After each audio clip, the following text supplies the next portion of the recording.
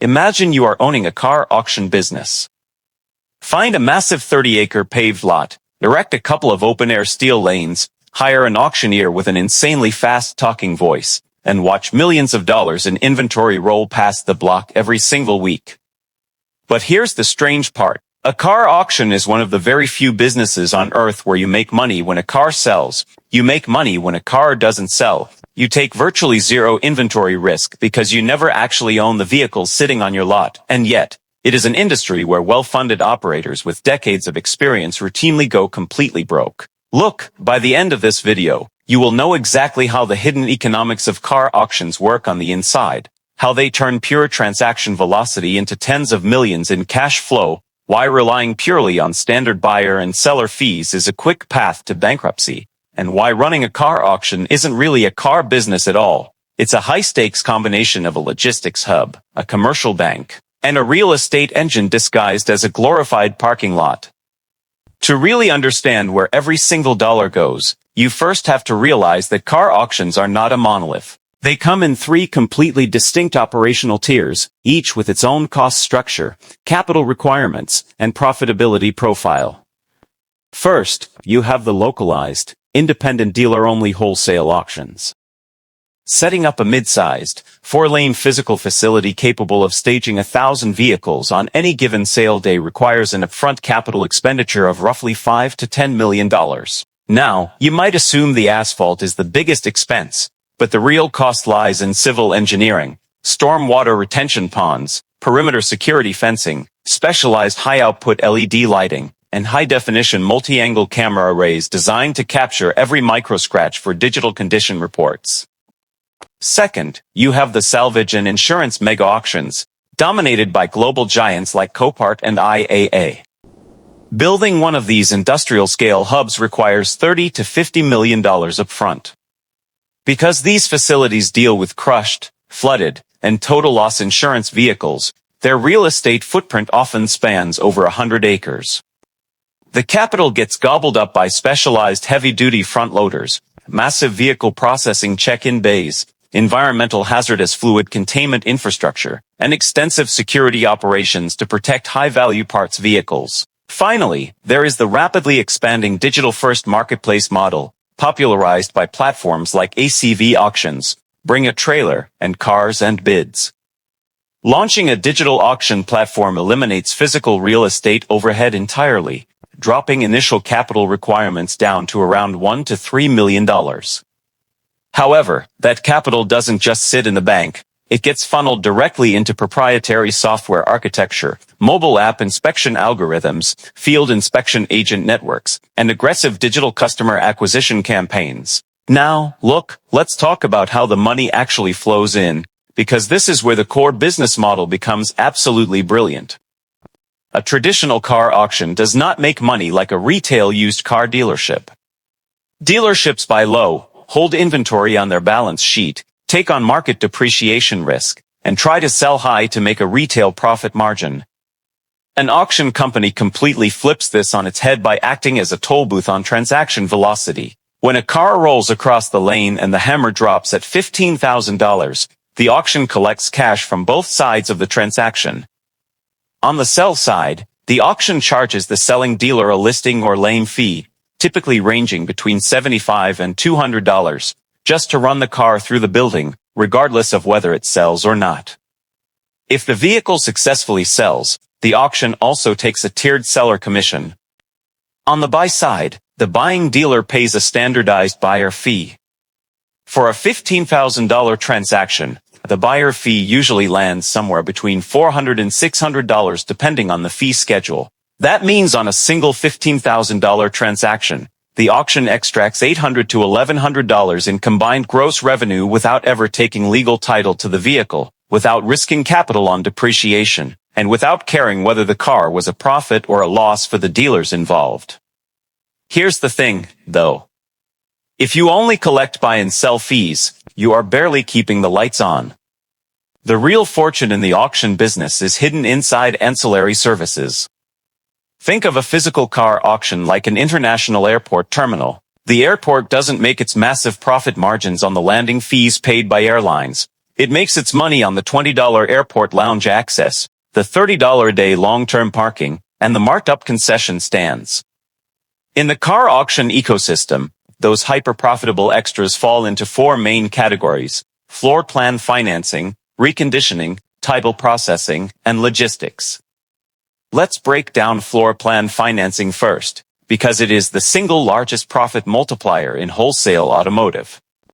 When a small independent used car dealer comes to an auction on a Tuesday morning and buys 8 cars for a total of $80,000, they rarely pull 80 grand out of their operational checking account.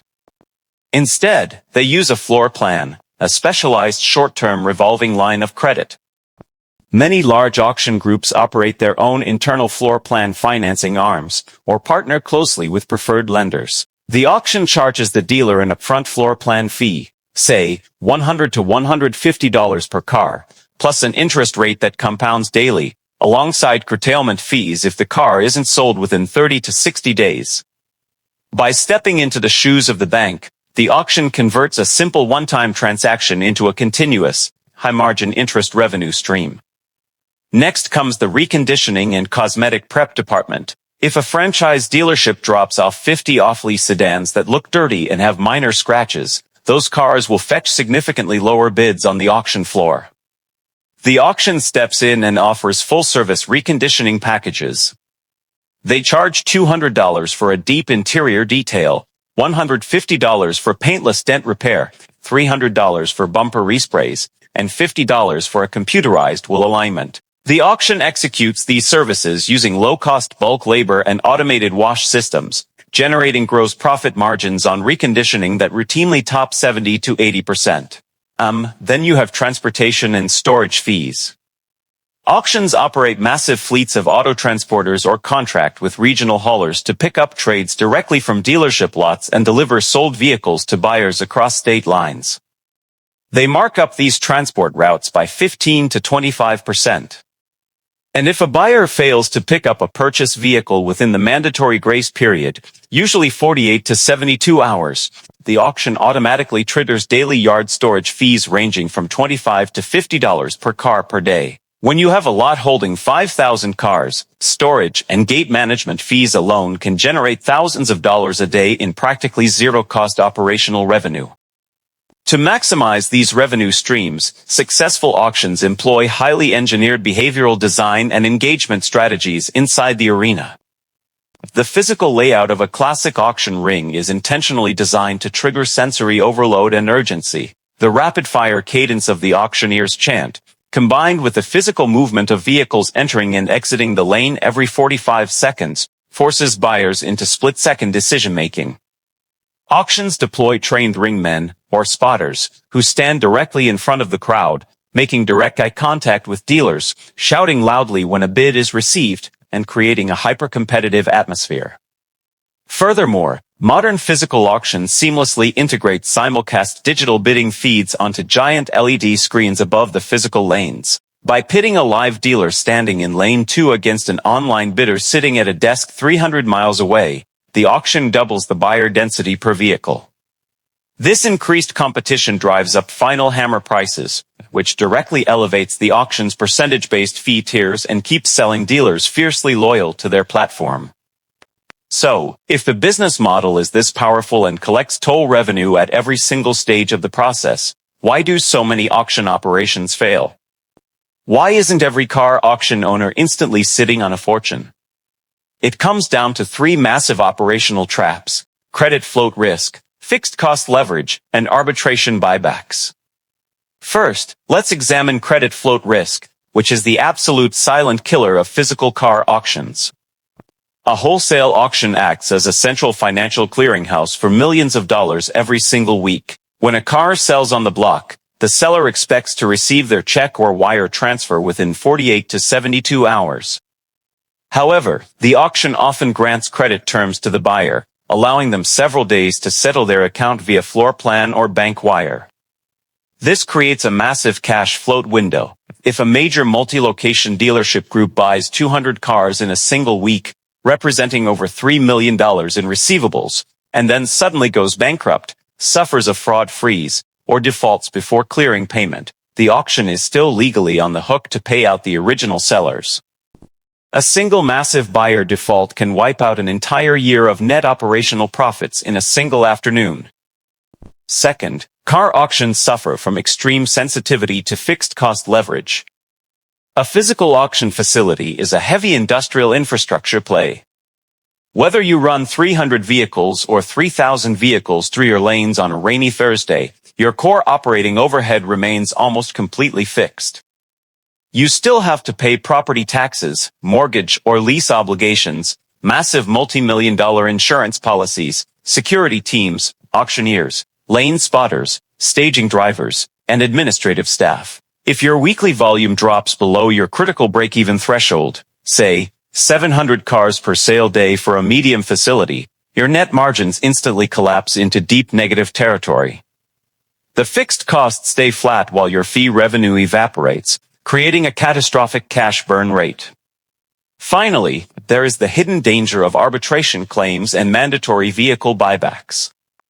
Car auctions enforce strict condition rules. If an auction sells a vehicle under an announced condition grade, and the buying dealer discovers within 7 days that the car has an unannounced structural frame bend, a blown head gasket, or a tampered odometer, the buyer can initiate an arbitration claim.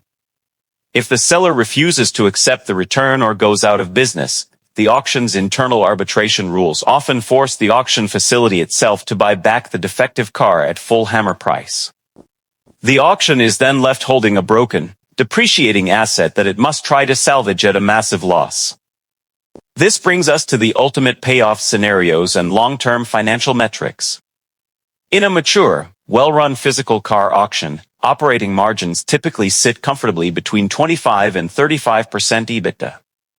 On purely digital platforms that achieve massive scale, those EBITDA margins can soar past 45% because their marginal cost per listed vehicle approaches zero. The key metric that elite operators track isn't just gross revenue. It's revenue per lane hour and asset turnover per square yard. The absolute best operators treat their facility not as a long-term parking lot, but as an ultra-high-speed transit pipeline. The faster a vehicle enters the gate, gets detailed, passes through the condition bay, sells under the hammer, and clears off the property, the higher the overall return on invested capital. When you strip away the roaring engines, the smell of burnt oil and tire shine, and the high-energy chant of the auctioneer, owning a car auction is not about buying or selling cars. It is about building an ironclad double-sided marketplace, mastering credit risk management, optimizing high-density physical and digital logistics, and charging a steady toll on every single vehicle that moves through the veins of the automotive economy.